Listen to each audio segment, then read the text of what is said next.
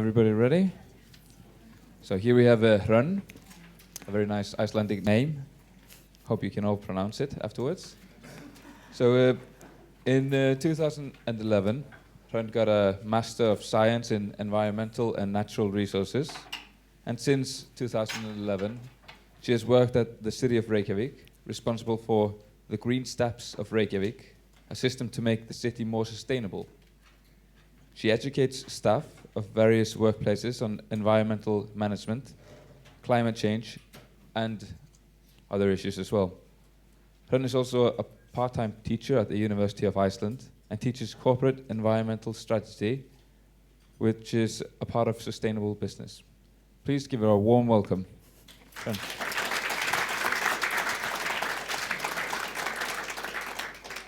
Thank you. I'm very pleased to be here with you today. And well, my name, it's pronounced like Hrönn, so if you want to talk with me afterwards, it's easier to pronounce that way. Well, I am teaching corporate environmental strategy at the university. And what I would like to go over here with you today is actually based on that course. So I'm teaching it for about 12 weeks each autumn, but I will go over it here like in 45 minutes. So I expect you to be quick learners. Of course, not all of it, but you know, you'll be like seeing like the tip of the iceberg of it. Well, always when we are talking about sustainability and environmental issues, and it's very good to look at this picture. It's a picture of the Earth from space, and when the first man went to the moon in '69, this was the picture was looking at, and they did see how delicate the Earth was and like fragile. And also when we look at this as this, we see that the Earth is a closed system. It can take in energy and some energy gets out of the system, but all matter is closed within the Earth. So we only have like this one planet and just a finite number of matter within it, but humanity is growing. When I was about 10 years old, which is 35 years ago, I remember when the population on Earth reached 3 billion. Today we're about 7 billion, and there is it has been announced that we will be around 9 billion, excuse me, in like 2050. So there is an exponential growth on this planet that is just this only one. So, well, how are we doing with this only planet that we have? I'm looking to the academia and the research that has been done with the planet, and Rockström et al., he has been looking at like 9 categories that we have to have in place to be able to live here on this planet. And he has been estimating how well we are doing or not within those 9 categories. And this is categories like change in land use, biodiversity, atmospheric aerosol loading, chemical pollution, climate change, and ocean acidification, ozone depletion, global freshwater, and nitrogen and phosphorus cycle. Well, as you see, the biodiversity is very under a hard strain, and it's the same with the phosphorus cycle as well. But we have been doing better with the ozone category, because there it was where humanity like found a solution. It was easy to stop using the CFS, who were polluting or making the ozone layer weaker. So it was an easy solution. There's another 2 that are marked with green, but he tells that, well, that is because we not yet know exactly what the status is. So the status is a little bit, no, not a little bit, but it is bad as it is today. We have to find a way to make our living here on Earth more sustainable, so we can live on this Earth for a longer time. Okay, and this could be the way for us to live here on planet Earth for infinite time. Sustainable development in itself, it was well, it came up first in 1987, and well, this is how it is. The definition of sustainable development, and well, it is that it meets the needs of the present without compromising the ability of future generations to meet their own needs. But what does this say? I don't know, you maybe heard of this this definition before, but if you're looking at sustainable development, there are many who are thinking about sustainability and only looking at the environmental view of sustainability. At least here in Iceland, always when you're talking about sustainability, and people are thinking about the environment. But actually there are three pillars. It's like the economy and society and the environment. And when all of this grows together, we can talk about sustainable development. Maybe just to take a simple or maybe a dramatic example of how this works. If you're taking like some hazardous substances and are cleaning your machine at home or something like that, and you go into a store and see that the environmental friendly product is rather expensive, so you choose to use the more hazardous substance instead. Well, if you look at it, that everyone would use that and it would go to the sea, then it would affect the environment in a negative way. And okay, if we're looking at more dramatic, it could affect the livelihoods of fishes and so on, and that would affect the society in a way of less fish and less living standard and so on. But on the other side, if we are looking like substances that are saving the environment, and it's, how can I say it, it will be easier for the environment to bloom and the society as well, if you're looking at some simple example, like the fish in the sea. Okay, but how is business but how is this? How can you comply this with business, and how can you comply the environment and the economy? Well, if you learned economics somewhere back in time, this is the picture that we are used to. We have some inputs, there are firms of production, there are outputs, and then there are household consumption. The environment, it's not included. It's like every raw material and the coffee that you were talking about this morning, it comes out of the blue. And also what we leave back in the environment or in nature, like waste and pollution and so on, it's also not calculated within the classical economic school. So how do classical economics count this environment or nature that we have? Well, it's calculated as externalities, an added or an extra cost. That is how it is looked in the classical economics. Well, of course, like in academia, there are always two ways. I'm sorry, part of this is in Icelandic, but if you are thinking about environment like externalities, and that if you're taking better care of nature and making less pollution within your business, then if you're looking into profits and environmental protection, if you have more environmental protection, then it's less of a profit, and more profit if there is a less environmental protection. So if you're degrading nature and so on, that would make better profits. And then there's another strategy within the academia, and that is called the win-win. If you are doing something in favor of environmental protection that leads to innovation within the company, you have to think about doing things in a different way. making more use of the product, or taking care of the waste and so on, and thinking things on a better way. And that makes your product more profitable, and therefore you make more profits.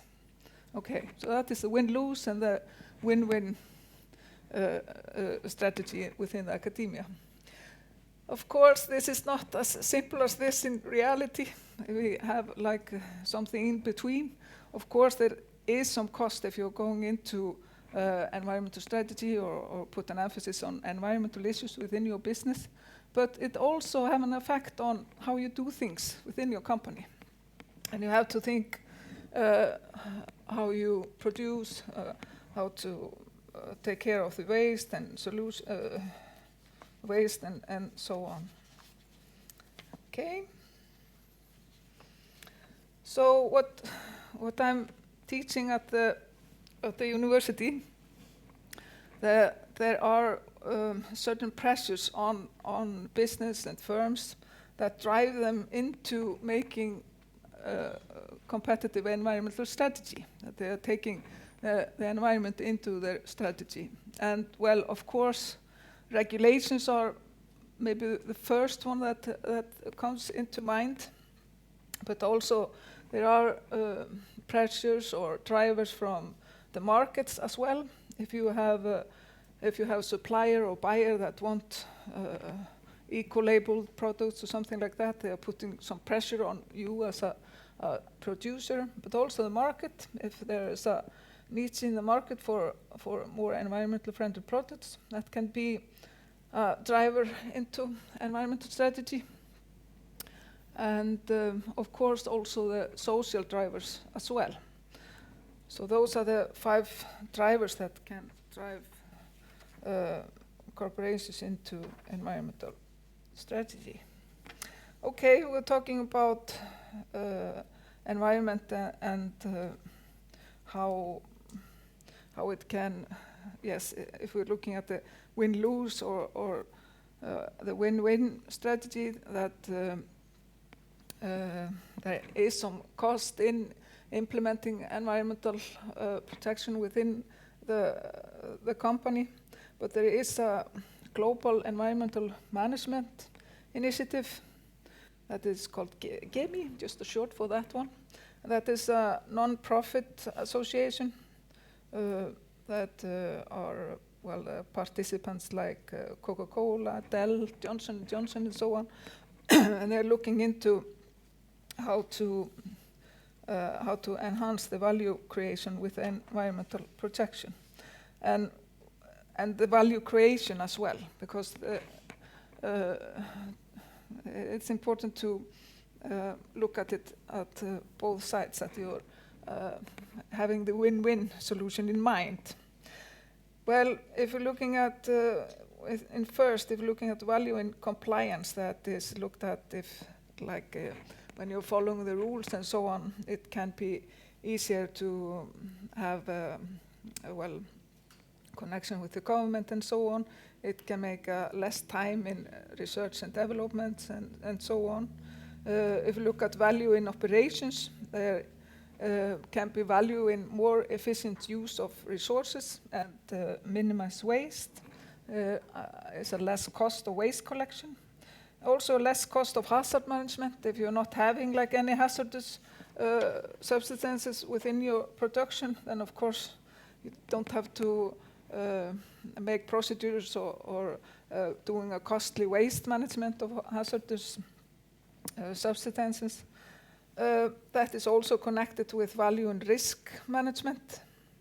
There can be less emergency cost and less remediation cost and so on. Value of investments, at least it is in the States. It can reduce the uncertainty of corporate transactions and reduce the time to market if we're taking the innovation early on in the stages of the production. And value of a growing market, if that is, I could say, it focus on environmental issues is that's something that the market wants to. And then there is a value in strategic direction. If you're looking into what kind of service the company is providing instead of the product, sometimes looking like a car producer. Well, he's selling a car, but actually he's selling a way to move you from A to B, actually. So if you're looking at changing the way of how the company meets the customer needs in a more environmental friendly way, actually. If you're looking for a way to rent a car instead of selling them, it's a different way of the company, different strategic direction of the company. There can be value in that to change from one point to another. Also thinking about like the oil industry. We have gas stations all over here in Reykjavik.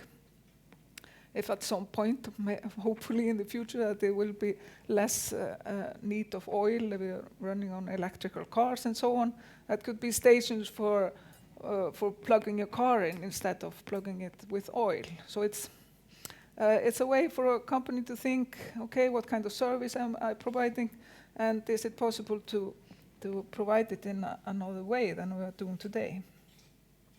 And then there is a value also in technology, both in the processes and the products. It can be a change of the raw material and change of manufacturing of how it is produced and so on. Also, it's possible to reuse waste within the production line. There has been examples for paper producers. They have been using cuttings into another kind of products instead of making it a waste, making it a product that is possible to sell, and so on. And well, this is also well connected. You maybe are familiar with this value chain from Porter. And here in this value chain, here are the primary activities of a company and the support activities.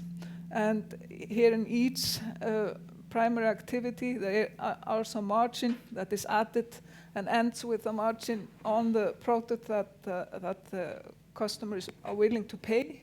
We may be taking a simple example of this. If we were picking blueberries and selling them as blueberries, then of course it is a cheaper price of blueberries if you instead you make some jam into it or maybe a boost and market it and offer some after sales and so on. It's making more valuable product than just selling blueberries. Okay, why I'm talking about this when I'm talking about environment and so on? Because here it's also a possibility to add the value on every stage into the production. Just for example, in the operation, you can look at the way to minimize the pollution and the use of resources and energy. And when we're looking at outbound logistics, there's a way to minimize resource and you can ask a question if there's a way to minimize transport costs and so on. There's of course also less cost, but also a less effect on the environment. And marketing and sales, is there a value to market the product as an environmentally friendly product or not? And also that there is after-sales service. How can the consumer dispose the product and also look at if it's recyclable or not? Okay, there has been some researches on if sustainable really benefits companies, and the recent ones, at least these two ones that I'm showing you here, that actually have effect on stock prices in the long run.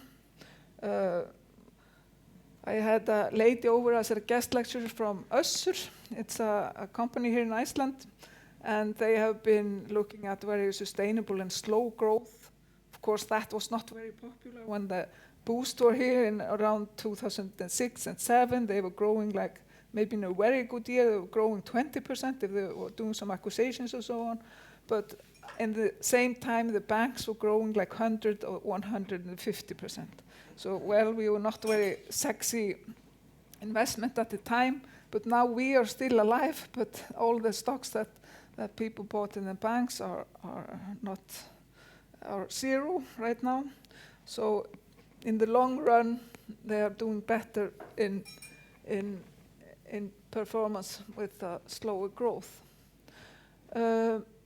Also another research that I wanted to show you that to put environmental strategy and management into the core of the company, it shows that it also affects the productivity of the staff.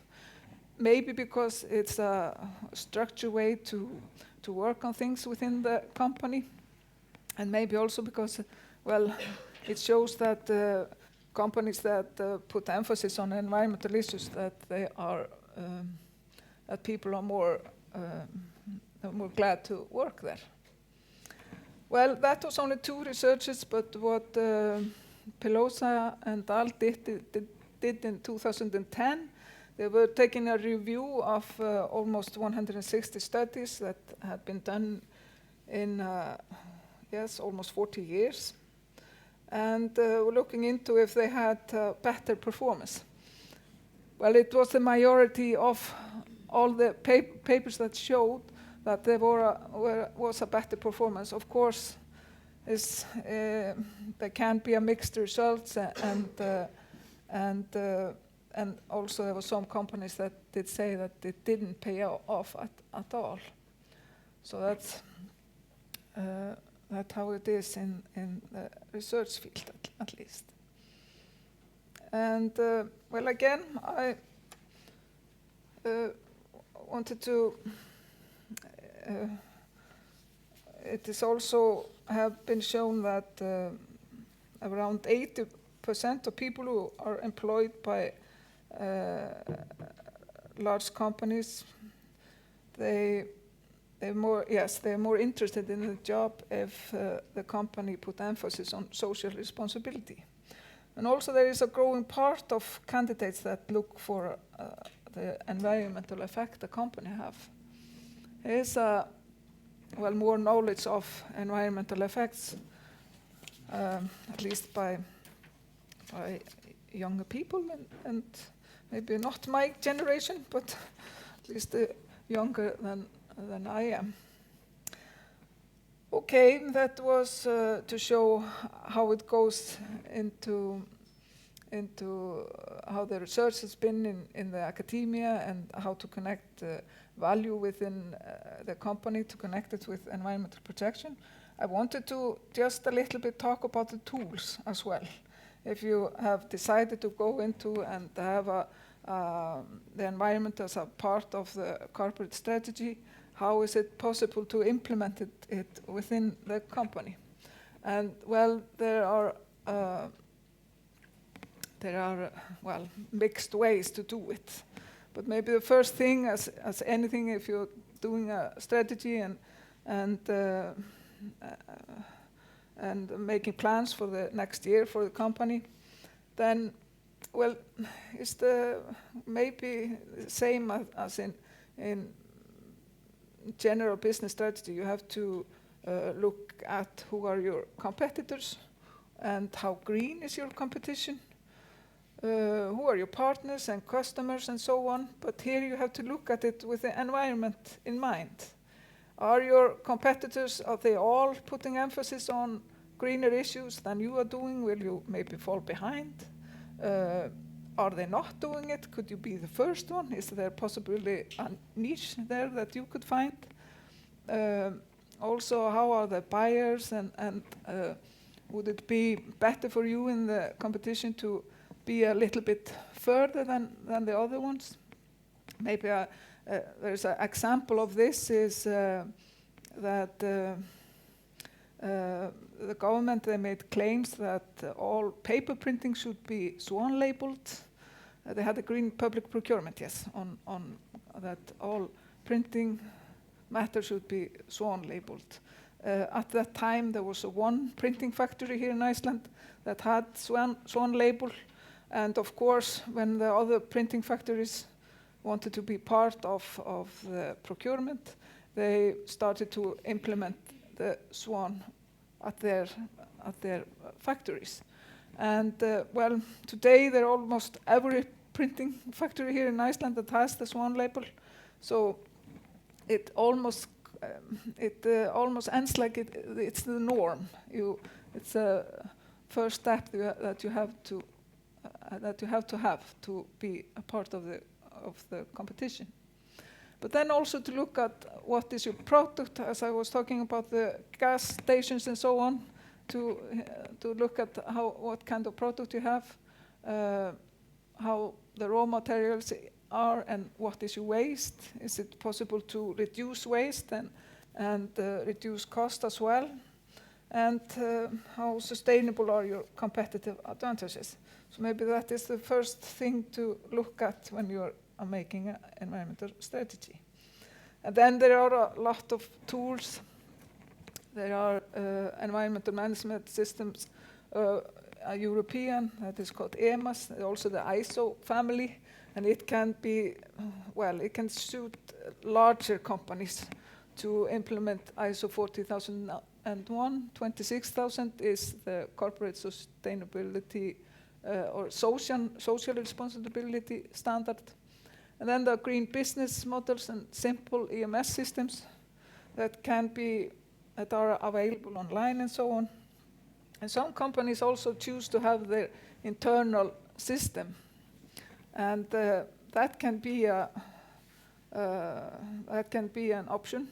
We do that in Reykjavik City, as Torri was telling you before I started to talk. We have an internal system, just like a green office system, and that can be easy to implement and as the first step, just to take simple steps into environmental management. But then there are also principles and guidelines. One that have been very familiar here all over the world are UN Global Compact. There is included some guidelines, or some promises that the company make when they are how do you say, when they applying to the Global Compact, and as well to the serious principles and principles for responsible investment. Those are all principles that are available just online, and you can take a look at if you want to have some simple rules for your company. But of course, there are general international principles like polluter pays principle and precautionary principle, etc. When we're looking into sustainability and implementing environmental management systems and environmental management in general, then it has to be clear for the customer or stockholder or the employers that the company is doing what they are promising that they are doing. So there has to be like a transparency in showing the results. Of course, there can't be just a simple showing on how the environmental effects of the company is, but there also a possibility to make a report on the corporate sustainable responsibility of the company. And here again are the 3 pillars. I'm sorry, this is like some of it in Icelandic, but here again it's 3 pillars. It's the eco-efficiency, economic, environmental, and the social issues that are looking into in the reports. And maybe the most common one, and which you have heard of, are the GRI reporting. They have standards that can be easy to follow, or you can choose some standards that you can work from and put some targets on, there's been a rising, very much rising in the number of GRI reporting, and here in Iceland there have been put the emphasis on institutions to do this kind of reporting. It can be, sometimes it looks like it's very complicated, but it's also easy if you want to choose what kind of reporting you want to do. And well, if you want to benchmark with larger companies, it was made a survey from KPMG, and of the largest 250 companies in the world, that is G250, 95% of them release SEER data, and a larger proportion of the US companies as well. And it's just to show how the rising has been the last years, and it has started to be like a norm, at least for the larger companies, to do some kind of reporting and letting stockholders and customers and employees know how they are doing. In a nutshell, it's actually, how can you say it? It's a report towards the triple bottom line, or people, planet, and profit. Again, it's the same pillars as we were looking in at the sustainability. People is like the society, planet, the environment, and profit is the economic pillar. I also wanted to go through green marketing and what I've been teaching on that field. I thought it would be valuable to you.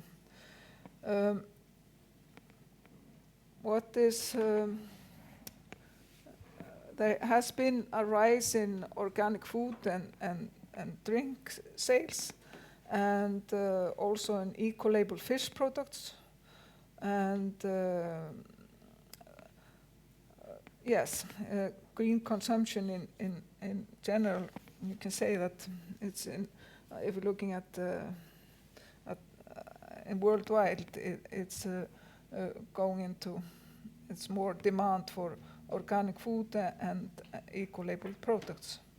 I wanted to talk a little bit about green consumers, because it's very often that when companies start to think about environmental issues and green marketing and so on, that this is that this is like an expanding group of people, green consumers. But there has actually been done a research on this one, and people have been like categorized into 5 groups of people.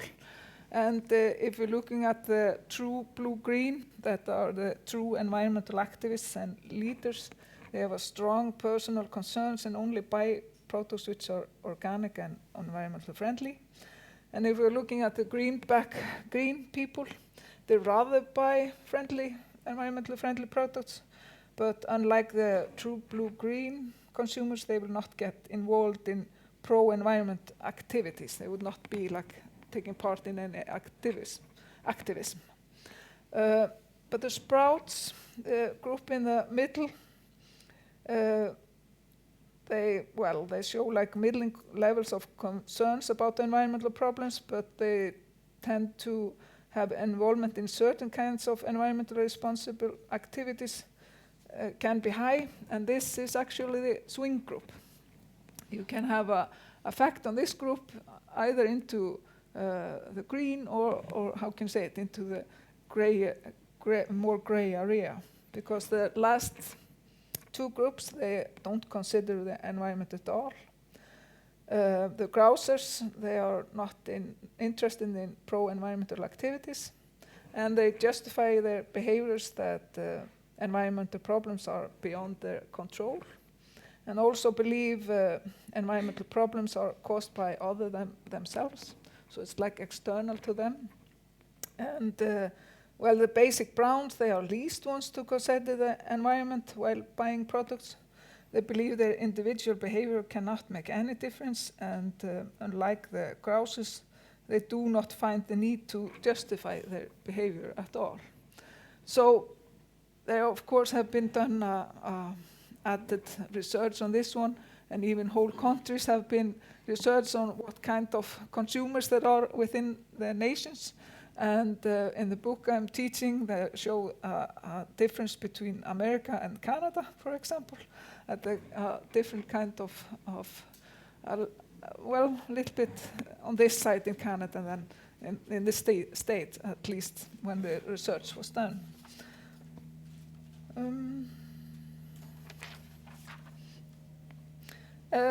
And there are also a growing number of green products in the, well, just in the world.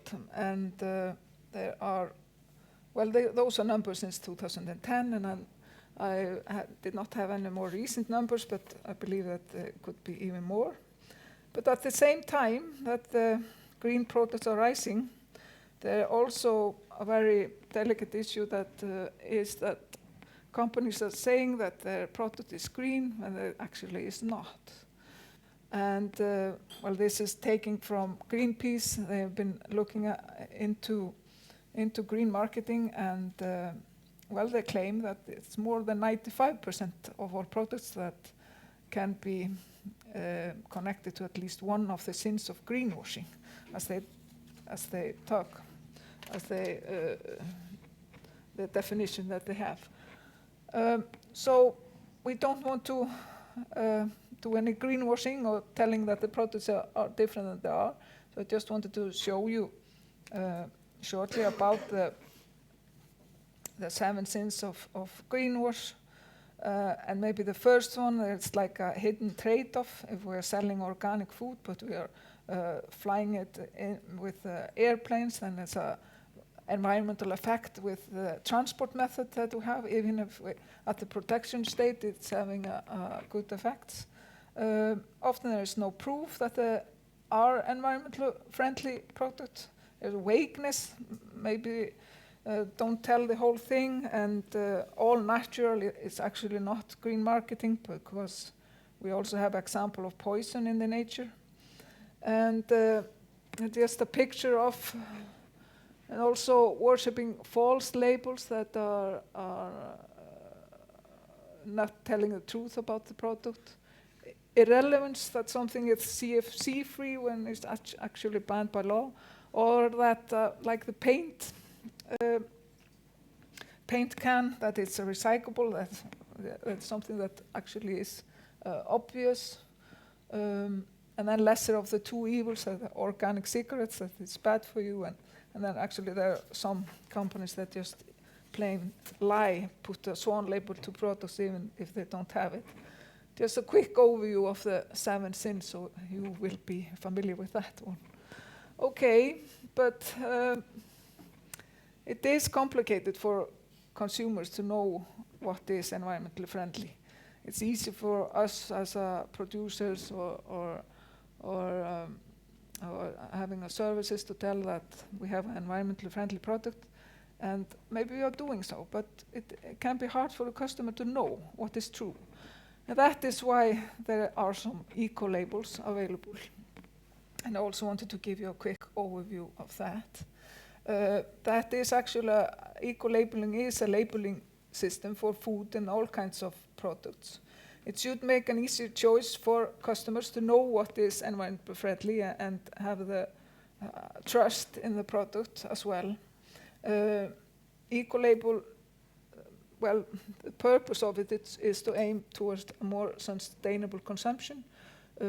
If we're looking at like the swan label, it's not actually environmentally friendly always. Like when you're buying the stuff for your washing machine and so on, it's not environmentally friendly, but it's the most environmentally friendly product that you can find on the market, as it is right now. And in eco-labels, they are heightening the criteria, usually on a regular basis, so it changes through time as well. And they also thought of to stimulate both producers and customers to have a more sustainable consumption. But this is a jungle, and I'm not going to say that it's easy for the customer to look at something and, well, what is an eco-label?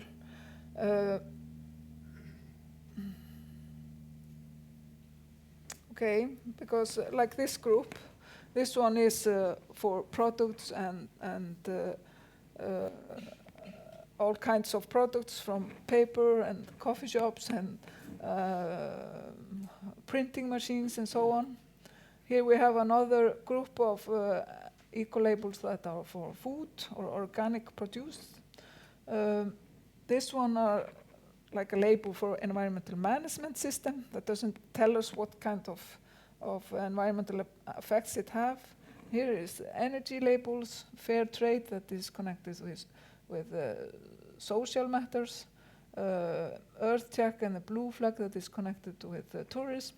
And then those up here are actually not eco-labels. They are not telling what kind of product it have. It's very often that the World Wildlife Fund put their panda on things just to, well, companies are making contribution to it and so on, but it's actually not a label within itself.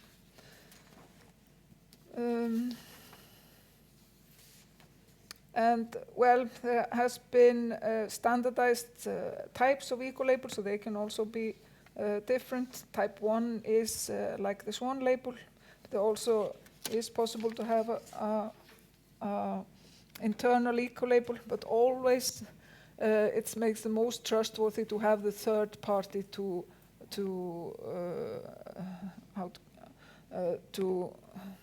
authorize or see if everything is done right. So there are main types of eco-labeling. There are environmental label types, as I showed you, and energy labels, organic labels, fair trade, and other labels like the green flag and blue flag. And then the non-eco labels are, for example, the recycling label and the panda. Again, I just wanted to show you, here's a swan and a European flower. It's a Swedish sign, Bra Miljöval, that is used here in Iceland. And here are the energy labels. And all of, if you're self-looking into eco-labels and not quite sure if this is something that have a third-party certification or how it is made, then this eco-label index is very helpful. They have actually, like, I have not yet seen any eco-label that is not found there. But you can actually go two ways. There is a way to have an eco-label or just an environmental management system. I just wanted to talk about the difference between environmental management system, for example, like ISO 40001 and the eco-label like the SWAN. If you have an eco-label, it's you have the criteria and it's very strict. You have to follow like a to-do list and something that is ready-made for you. If you have an environmental management system, there are goals that you set for yourself for the production within your company. So that is, of course, a little harder way to do things if you're not familiar with thinking of reducing the environmental effects of the company and so on. And, well, the environmental management systems, they are certification of procedures and policies and so on. And there are no limit values regarding environmental performance.